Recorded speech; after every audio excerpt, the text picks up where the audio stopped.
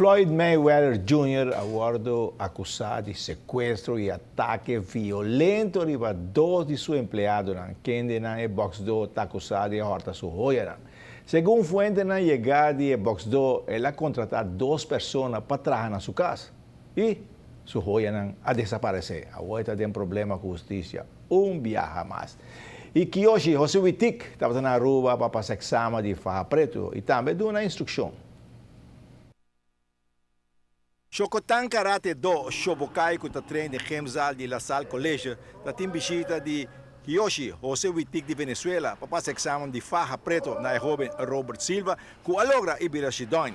Senhor Wittig, queda algum dia mais para dar mais instrução na jovem karateca. Tuvimos la fortuna de presenciar por una ocasión más. Desde el año pasado no veníamos para Aruba, pero hemos mantenido, vamos a decir, la asociación aquí en Aruba.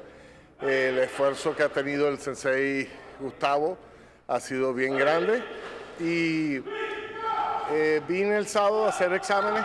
Me dio un gusto ver que sigue el avance, que el avance no se ha parado, que al contrario, que estamos creciendo, que vamos mejorando. Y también, bueno, vengo a dar unas explicaciones técnicas para ayudar a ese mejoramiento. ¿Ves adelantos en los jóvenes? Sí, sí, sobre todo el joven que presentó para Cinturón Negro. Es un joven que tiene mucho talento, ¿no? Es una persona que yo creo que pudiera ir representando al BON, por lo menos en la parte de kata lo vi bien.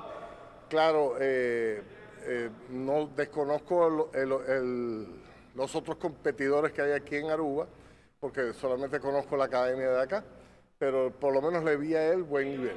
Sí, sí, sí. ¿Y todo está andando bien con esa organización? Sí, todo bien, gracias a Dios. Nuestra organización funciona como una gran familia, ya estamos en varios países, entre ellos estamos Argentina, Aruba, México, Chile.